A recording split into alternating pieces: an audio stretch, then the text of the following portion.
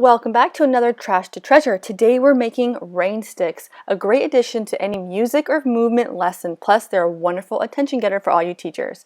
The materials you need are an empty cardboard roll like a wrapping paper roll or a paper towel roll. You'll also need some prongs, something to have the rain fall upon, so nails or toothpicks work perfectly. A thumbtack is a great way to drill a little pilot hole. You'll need some tape, either decorative or plain. You could also use construction paper, feathers, sequins, glue, but I'm just keeping it simple with duct tape. You can even use yarn, string, a roll of jute, which is my favorite thing these days. And if you have it, any scraps of contact paper, just something to make the rain stick look a little decorative and fun. Get your kids involved at this point too. They might have some ideas on how to decorate it. So for the rain, you'll be using some dried pasta or rice or beans. I make two rain sticks in this video, one with rice and one with beans. I like the way the rice sounded better when it fell upon the toothpicks as opposed to the beans. So the first thing you want to do is take your nails or your toothpicks and just kind of place them sporadically throughout your tube. If you do have a thumbtack, I recommend doing that first because it's softer on your thumb and you can get a lot done. Now here's how it looks if you use toothpicks. You're going to want some like wire cutters or something to take out all the excess that's sticking out of the sides. Those little pieces do go flying, so just kind of put a hand over the top as you cut them off. Now that those are all nice and trim, I just take a piece of paper and I trace the perimeter of the tube and I cut that out, and you use that to close one end, and I used duct tape to secure it. Now remember, you only want to close one end at a time because you do need to still fill the tube with the rice or the pasta, whatever you're using for the rain sound.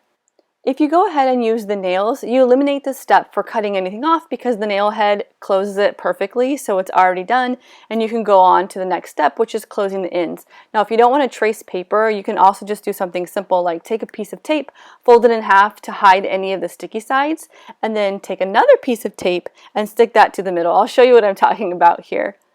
That way when you tip your rain stick, the beans, pasta, or rice, it's not going to get stuck to the actual tape itself. Next, you're going to fill your rain stick. I start with just a small amount of rice or beans and then add as you go. So just cover it with your palm and tip it back and forth to create that desired sound.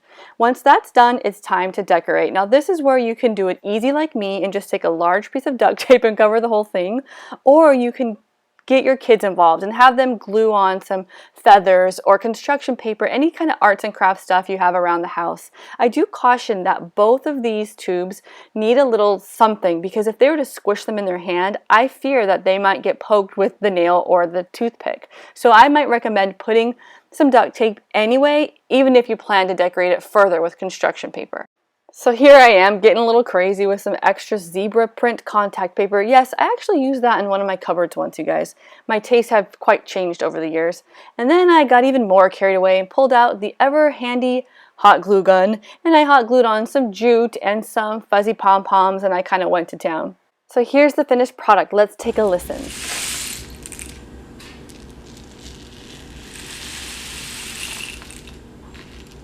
I do think the toothpick with the rice had the best sound. It was the most like a real gourd. So thank you guys for watching. Let me know if you try a rain stick as a music lesson or an attention getter in your classroom, and I'll see you guys in the next video. Bye!